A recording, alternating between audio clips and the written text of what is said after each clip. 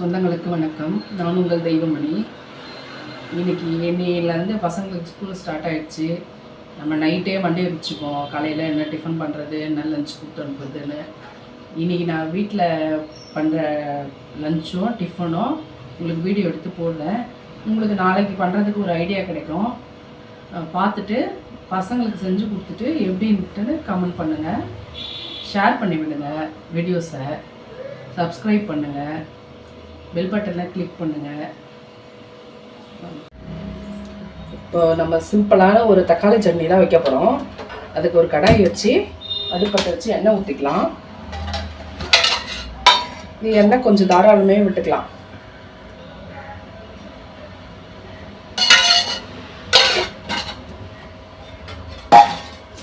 எண்ணெய் விட்டாச்சு, எண்ணெய் காஞ்சிட்டு இருக்கட்டும். அதுக்குள்ளே நம்ம வெங்காயம் கட் பண்ணி எடுத்துக்கலாம். ஒரு மீடியம் சைஸ் வெங்காயம் தான், ஒரு 5 வெங்காயம், மீடியம் சைஸ் வெங்காயம் தான் இது. ஒரு 5 வெங்காயம் எல்லாமே கழுவி தான் வச்சுருக்கேன். தக்காளி ஒரு 3 தக்காளி. குழந்தைங்க சாப்பிட்றாங்களே, அதில் காரம் நிறைய வேணாம். நம்ம ஒரு 3 பச்சை மிளகாய் போட்டுப்போம், அது கரெக்டாக இருக்கும் அந்த சட்னிக்கு. நீங்கள் அரைச்சி கொடுத்து பாருங்கள், அப்புறம் பசங்க இந்த சட்னி தான் தினமும் வேணும்னு கேட்பாங்க. அவ்வளோ பிடிச்சிரும் பசங்களுக்கு. இந்த வெங்காயம்லாம் கட் பண்ணி எடுத்துக்கலாம். வெங்காயம் நம்ம பொடியாக கட் பண்ண வேணாம், நல்லா பெருசு பெருசாக அப்படி கட் பண்ணிட்டாலே போதும். நம்ம எண்ணெயில் வதக்க தான் போகிறோம், அது வதங்கிடும். எண்ணெய் மட்டும் கொஞ்சம் அதிகமாக விட்டுங்க. குழந்தைங்க தானே சாப்பிட போகிறாங்க, ஒன்றும் இல்லை. நம்மனா கொஞ்சம் எடுத்துப்போம், அந்த எண்ணெய் ஒன்றும் பண்ண போகிறதில்ல. குழந்தைங்க சாப்பிட்றதுனால அவங்களுக்கு எண்ணெய் வயசாக தான் நம்ம எண்ணெயை கம்மி பண்ணணும். சின்ன வயசில் எல்லாமே நல்லா சாப்பிட்லாம். குழந்தைங்க எவ்வளோ கேட்டாலும் நம்ம சாப்பிடக்கூடாது, குண்டாயிடுவேன் இப்படியெல்லாம் சொல்லாமல் கொடுங்க. ஏன்னா அவங்க வந்து ஒரு 40 வயசு வரைக்கும் தான் சாப்பிட போகிறோம். அதுக்கப்புறம் தானாகவே சாப்பாடு குறைஞ்சிரும். நம்ம உடம்பு வந்து அவ்வளோ சாப்பாடை ஏற்றுக்காது. அதனால் குழந்தைங்க எது கேட்டாலும் குண்டாயிடுவேன் வேணாம்லாம் சொல்லாமல் குழந்தைங்களுக்கு கொடுங்க. சாப்பிட்டோம், அவங்க வயசு சாப்பிட்ற வயசு சாப்பிட்டோம். இப்போ நம்ம எண்ணெய் காஞ்சிருச்சு, நம்ம வெங்காயத்தை போட்டுக்கலாம்.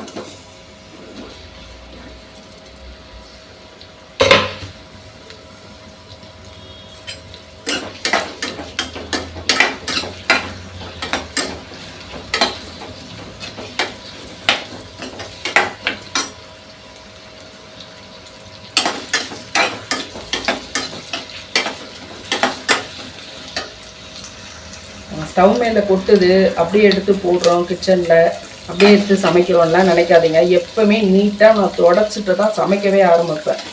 ஏன்னா எதனா ஒரு பொருள் தவறு கீழே கொட்டும்.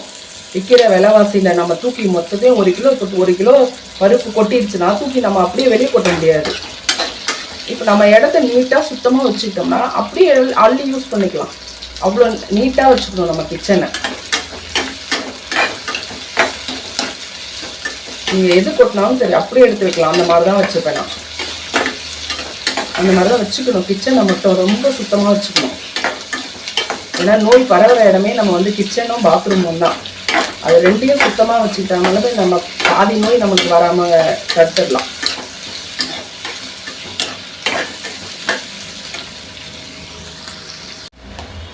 வெங்காயம் பாருங்கள் பாதி வதங்கிருச்சு. இவ்வளோ போதும், ரொம்ப வதங்க வேணாம். அந்த சட்னிக்கு இவ்வளோ வதங்கினாலே போதும். ஒரு 3 பொருள் தான், ஆனால் சட்னி சூப்பராக இருக்கும் பாருங்கள். நீங்கள் செஞ்சு பாருங்கள், தெரியும். இந்த 3 குட்டி தக்காளி தான் இது. ஏன்னா ரொம்ப புளிப்பு அதிகமாகிடும் சட்னியில். நிறைய தக்காளி போட்டோம்னா. குட்டி தக்காளி ஒரு 3 தக்காளி.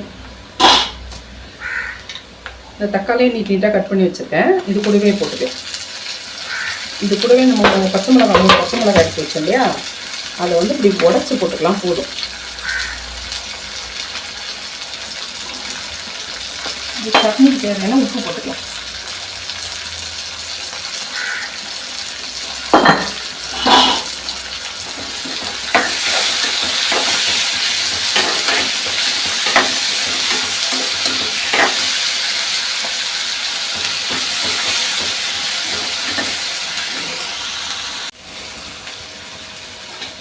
இது பாருங்க, இது வந்து பாதி வதங்கிடுச்சு.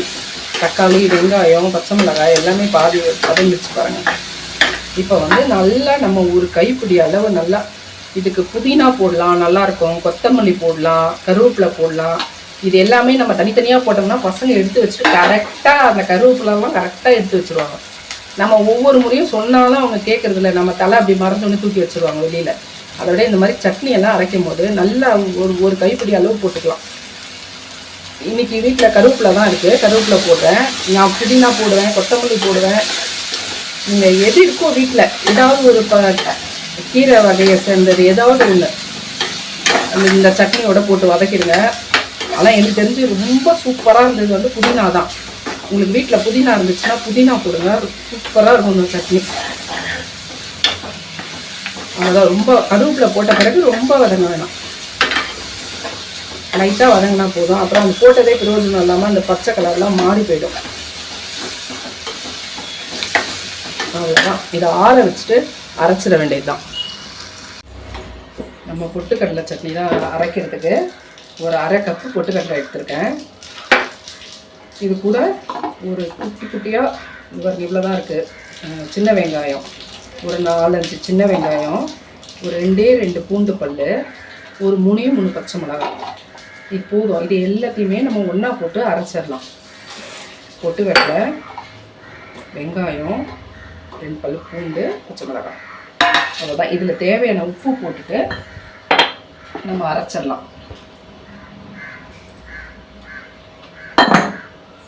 அரைச்சிட்டு வந்து காட்டுறேன் உங்களுக்கு. இது பாருங்கள், சட்னி அரைச்சி எடுத்துகிட்டு வந்தாச்சு. இது பாருங்கள், காரம் ரொம்ப நைஸாக அரைக்காமல் இந்த மாதிரி கொஞ்சம் குறைன்னு அரைச்சிங்க. இவங்க அந்த கருவேப்பிலெல்லாம் சூப்பராக தெரியுதா? டேஸ்ட்டும் செம்மையாக இருக்கும். நீங்கள் அரைச்சி பாருங்கள் வீட்டில். பொட்டுக்கடலை சட்னி ரெடியாக இருக்குது. 2 சட்னியும் ரெடி. இப்போ நம்ம தோசை ஊற்றிக்கலாம். இது நம்ம கடைக்கு அரைக்கிற மாவு, நம்ம கடை வச்சுருக்கோம்ல மாவு கடை, அந்த கடைக்கு அரைக்கிற மாவு தான் இது. நான் எதுவுமே போடுறதில்ல பாருங்கள். இதில் தோசை ஊற்றி காட்டுறேன் எப்படி வருதுன்னு. வெறும் உப்பு மட்டும்தான் போடுவேன். வெறும் உப்பு மட்டும் போட்டு மிக்ஸ் பண்ணிக்கலாம்.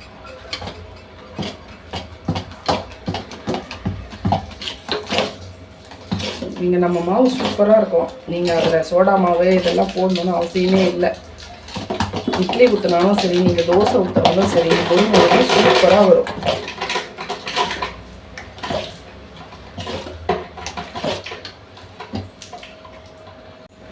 நம்ம மாவு மிக்ஸ் பண்ணிட்டோம். கல்லும் வந்து காஞ்சிருச்சு. இப்போ நம்ம தோசை ஊற்றி எடுத்துக்கலாம்.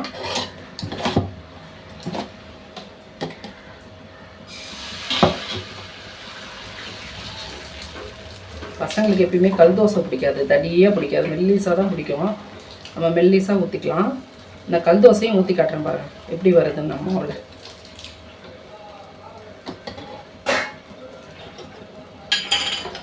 நெய் ஊற்றிக்கலாம், எண்ணெயும் ஊற்றிக்கலாம், நெய்யும் ஊற்றிக்கலாம். ஒரு நாளைக்கு 1 ஸ்பூன் நெய்யாவது நம்ம சேர்த்துக்கணும். அதுக்காக நான் காலையில் தோசையில் ஒரு தோசைக்கு நெய் ஊற்றிப்பேன். பாப்பாவுக்கும் ஒரு நெய் தோசை தான் ஊற்றி கொடுப்பேன். நான் ஒரு நெய் தோசை சாப்பிடுவேன்.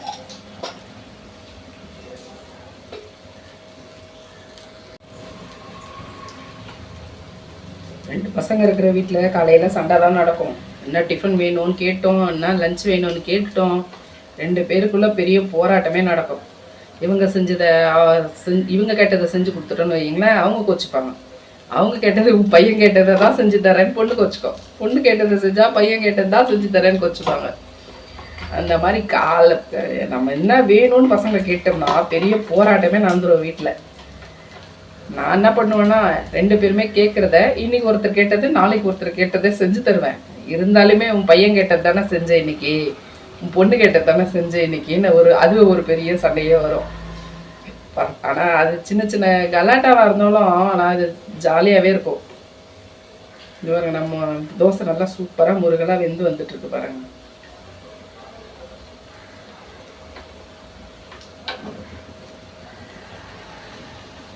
ஆனால் பசங்க கிளம்புற வரைக்கும் தான் வீட்டில் வேலை இருக்கும். அவங்க கிளம்பி போயிட்டாங்க அப்படின்னா காலையிலே எல்லாமே முடிஞ்சதில்ல, நமக்கு லஞ்சு டிஃபன் எல்லாமே. அதுக்கப்புறம் ஃப்ரீயாக தான் இருக்கும். ஆனால் இப்போல்லாம் ஃப்ரீயாக இருக்க யாருக்கும் டைம் இல்லை. இப்போல்லாம் எல்லாரும் வேலைக்கு போகிறோம். காலையில் முடிச்சுட்டு வேலைக்கு ஓடுறதா இருக்குது. நாங்கள் வீட்டில் இருக்கிறவங்களும் இப்போ எல்லாம் ஒரு பிஸ்னஸ் பண்ண ஸ்டார்ட் பண்ணியாச்சு. அதனால் எல்லாருக்குமே வேலை கரெக்டாக இருக்குது. இப்போல்லாம் யாருமே சும்மா இருக்கிறதில்ல. வீட்டில் எல்லாருக்குமே வேலை கரெக்டாக இருக்குது. எங்கேயும் போகிறதுக்கு யாரா கூப்பிட்டா போகிறதுக்கு கூட நம்மளுக்கு டைம் இல்லை. இவங்க சூப்பராக என்ன வாசனை தெரியுமா, நெய் தோசை அவ்வளோ அருமையாக இருக்குது. இதை அப்படியே அழகாக மடிச்சுக்கலாம். எப்படி வருது பாருங்கள், எங்கேயாவது விட்டுதா பாருங்கள், இன்னும் அழகாக வருது பாருங்கள் தோசை. அழகாக அப்படி மடித்து என்ன உங்களுக்கு பார்க்கும் போதே தெரியும் வீடியோவில் அது எவ்வளோ முருகலாக இருக்குன்னு. இது பாருங்கள், சூப்பராக இருக்குது தோசை. பாருங்க, நம்ம தோசை ஊற்றியாச்சு. இப்போ சட்னி வச்சுக்கலாம். டைம் ஆயிடுச்சு, நம்ம சாப்பிட போகலாம்.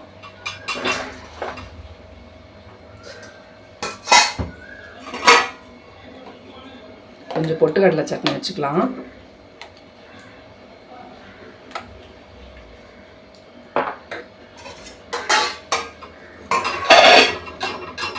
நம்ம அரைச்சி வச்சோம்ல அந்த கார சட்னி, தக்காளி சட்னி. இது கார சட்னி இல்லை, கார சட்னி வேறு மாதிரி அரைக்கணும். நான் அதை இன்னொரு நாளைக்கு அரைச்சி காட்டுறேன்.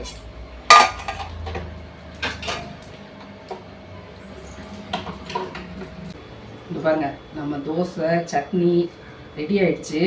இப்போ நம்ம சாப்பிட்டு காட்டுறோம் பாருங்க எப்படி இருக்கு. முருன்னு பாருங்க அப்படியே தோசை.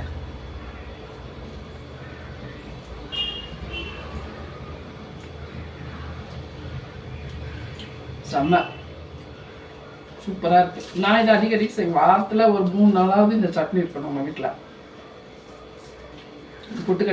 பொட்டுக்கடலை சட்னி டேஸ்ட் பண்ணி காட்டேன்.